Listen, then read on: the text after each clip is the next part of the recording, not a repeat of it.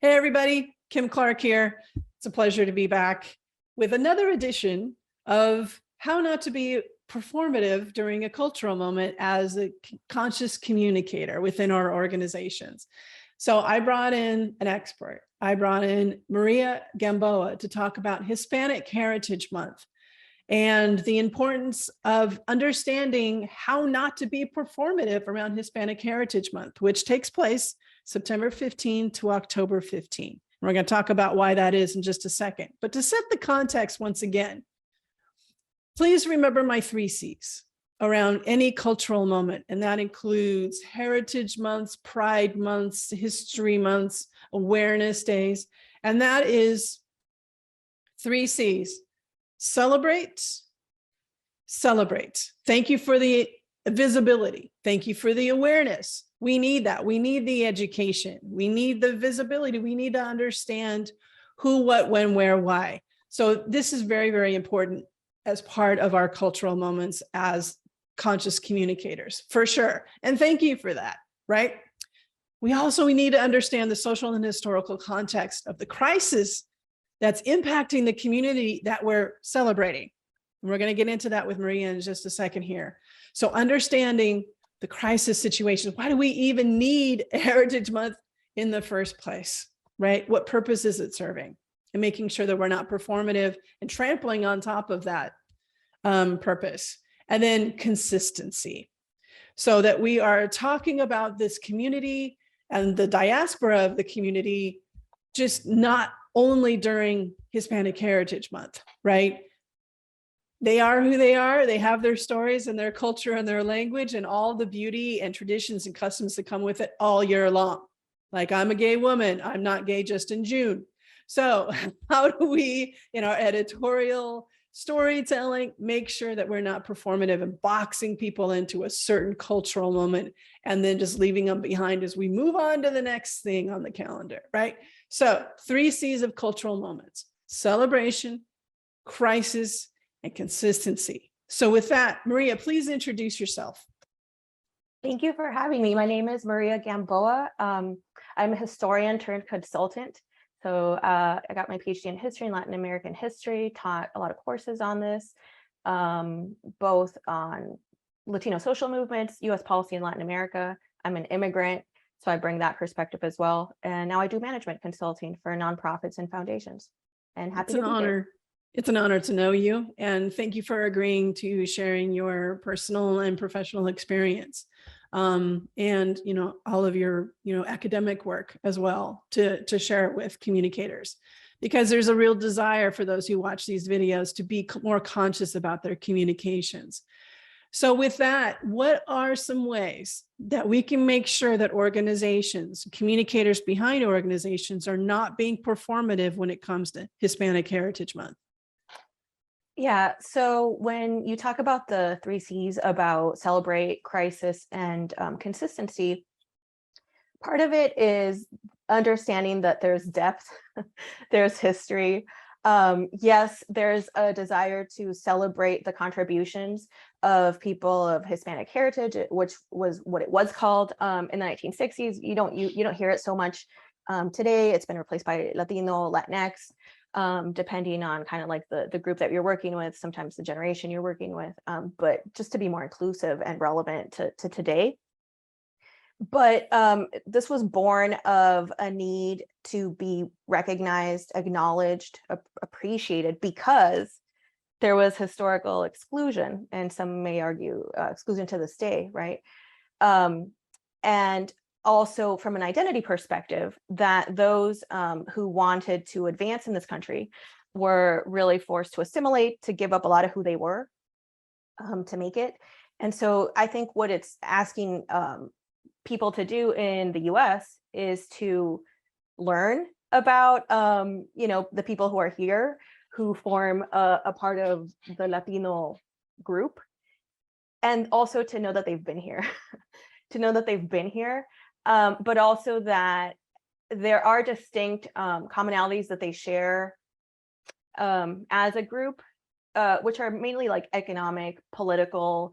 A lot of it is a shared experience, sometimes with discrimination. It's not necessarily that we all get along, we're all a united group, but it was a political strategy, right, to draw attention and resources to this group. And I write about this in a post that, we can link, but it's to bring awareness and also to be recognized as a protected group, right, that had historically been excluded from a lot of things like education, employment, the opportunity to build wealth, housing, and that was brought in for particular reasons, maybe labor, maybe to serve in the military, things like this. And so during the civil rights era, this desire to be more than that. And so you have to build it into the national consciousness that this is a people with a history, with great contributions, for the second generation to be proud of where they come from, of their parents. But it's not just about tacos, reggaeton, J-Lo, those are maybe ways in which you can celebrate that, but it's a much more significant in terms of why you should celebrate your culture. So some of it is about identity formation, and some of it is about people who are not Latino, to learn like what's the big deal about us, where do we come from, and what are some of the things that we've dealt with in this country historically as a group. Thank you for that. And so something you had shared with me is that this whole idea of a Hispanic Heritage Month is an American tradition. So what's the significance of the days, and what is that month? What does this time period of the year actually mean to the Latino or Hispanic community? Yeah, so it's fitting that it's September 15th to October 15th, because that commemorates a lot of the Independence Days in Latin America, starting with Mexico, September 15th, and then some Central American countries. And I think it ends middle of October, because that's been a month where it was Columbus Day. It represents different things in Latin America. It could be Indigenous Peoples Day, Dia de la Raza, but also acknowledging the colonial history of Latin American countries, right? For better or worse, that's what made those nations be born, right? Before that, they were not nation, they were not, they were colonies, and before that they were indigenous, or they were something else. So part of being Latino is having this, I guess, colonial history of, from Spain. But that's not how it, we don't celebrate as people of different nationalities or national origins necessarily together in those countries, right? You have your parade. I grew up in Mexico, so we would have the September 15th parade. You get a holiday, you go get a festival, you do have traditional Mexican foods, you do have traditional dances and all that. But the way that it shows up here is, I think, even deeper than that, right? Because this is not your country, in the sense of like, you're not represented historically in the pictures of the independence of this country. So it's more like a subgroup that's celebrated, but you're celebrated as a people with a history that has rich traditions, that has a rich culture. But then there's other parts about acknowledging like how far we have to go still in terms of to reach equality and parity with other groups, both in terms of economics, the wage gap, life expectancy, educational attainment, all these other things. So there's a lot more built in this country, which can be uncomfortable, right? Because it's much funner to just do the dances, just do all that. And whereas in Latin American countries, it's like, if you think 4th of July, right? It's like, that's not to say there aren't deep divisions within this country, but on 4th of July, you just celebrate that you're American. Same thing in those Latin American countries, right? It's not like we all get along. There's super stark class and race divisions and inequality, but that's the day you celebrate the nation. So something along those lines.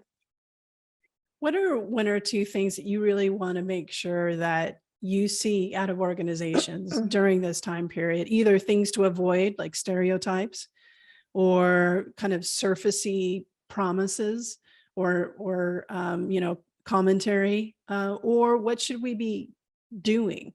So where should we be reducing harm, and what should we be doing?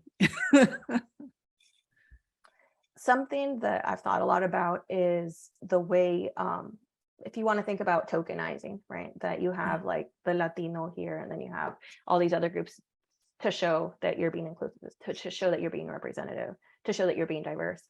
But you only ask them to speak when you think it's relevant for them to speak, right? Like, talk to me about immigration, it's like things that you already assume they'll care about, or that they'll know about, or that they're only interested in a narrow set of things. I think that's not something, something people should try to avoid, because I think what I've learned in teaching Latino history, and even in my work now, right, where I take on all the issues that I'm learning about as a Latina, right? So if we're talking about Roe versus Wade, how does that affect me as a Latina? It would be great to hear from not just Latinos, but all segments when these like national issues come up. So for example, Latinas are the lowest paid sector in the economy. I think Latina Equal Pay Day is December 8th, and they're paid 49 cents to the dollar as white men. And so when you think about issues like reproductive justice, or when you think about any sort of issue, really, what are the lenses in which kind of like different people bring a different perspective to the same issue? And I think if you want your campaign to be successful, you need to be open to hearing how issues affect people differently. And I'll also say, in terms of just like cultural contributions, there's a book that came out a couple of years ago called Not Your Perfect Mexican Daughter. And this happens with movies and shows, right? Where they're held to a higher standard than any other form of media. So that people say, well, I don't identify with it. It's not my story. It doesn't resonate with me. I don't get it. And therefore it's thrown away. Instead of saying, for example, this book, and I had some interesting conversations with some friends where they're like, I don't really get it. I don't, who are Latino, doesn't speak to me. Whereas what I see happening is, this is a book that's a coming of age story of a Mexican girl in Chicago. When I see these stories, it's not about do they represent you or not. I mean, I read Catcher in the Rye, right, about Holden Caulfield. I'm not a rich guy from New York, but I'm a teenager, or I was a teenager, right? And so what I'm trying to say is that Latinos are people too.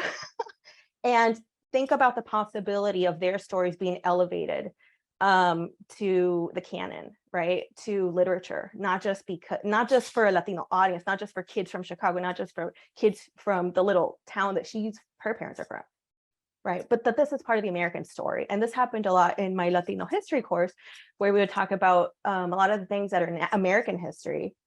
Latinos were in there, right? When you talk about Miranda rights, it's not necessarily a positive story, but we've been there, we've been here. We've been a part of the war on poverty, of the Second World War, of all these things. And so just to understand that it's not a month, we're here all the time, and we care about all these issues beyond just what you think we might. Maria, thank you so much. This was really valuable. I learned even more. So thank you. It's an honor to be connected with you and to learn from you.